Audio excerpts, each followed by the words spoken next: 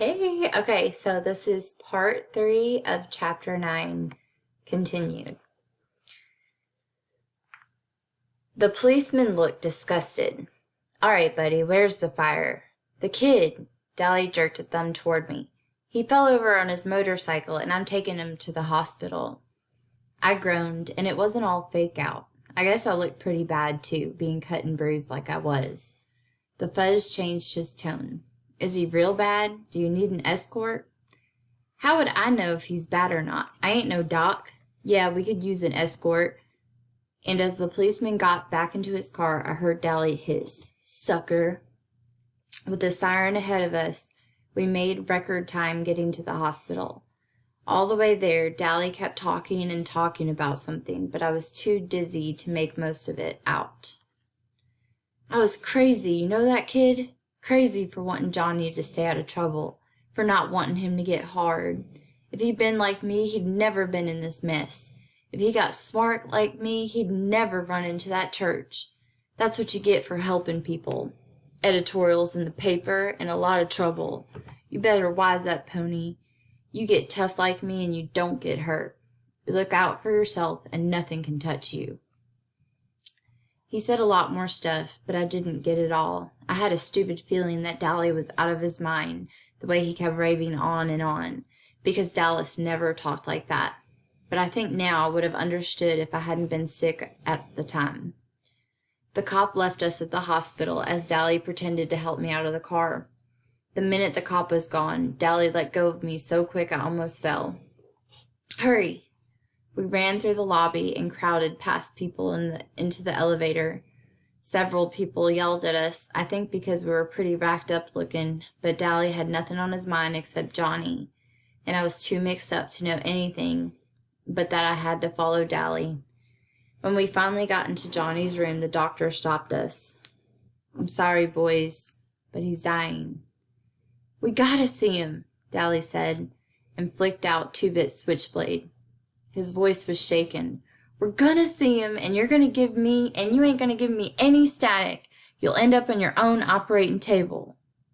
The doctor didn't bat an eye. You can see him, but it's because you're his friends, not because of that knife. Dally looked at him for a second, then put the knife in his back pocket. We both went into Johnny's room, standing there for a second, getting our breath back in heavy gulps. It was awful quiet. It was scary quiet. I looked at Johnny. He was very still, and for a moment I thought in agony. He's dead already. We're too late.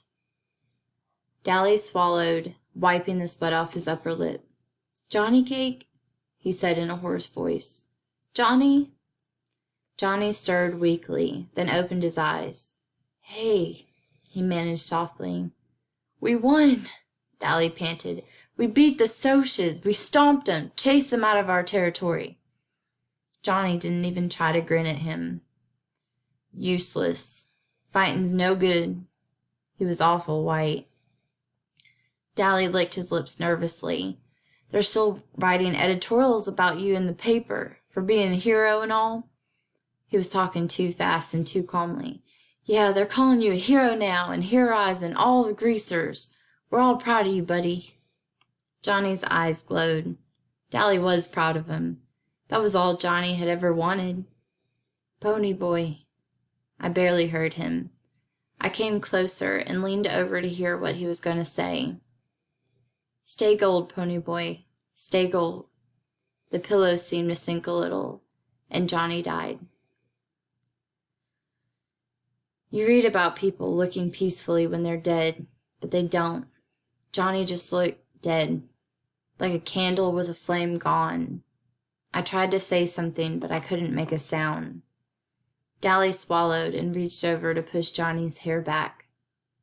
Never could keep that hair back. That's what you get for trying to help people, you little punk. That's what you get. Whirling suddenly, he slammed back against the wall. His face contracted in agony, and sweat streamed down his face. Damn it, Johnny, he begged, slamming one fist against the wall, hammering it to make it obey his will. Oh, damn it, Johnny, please don't die. Please don't die.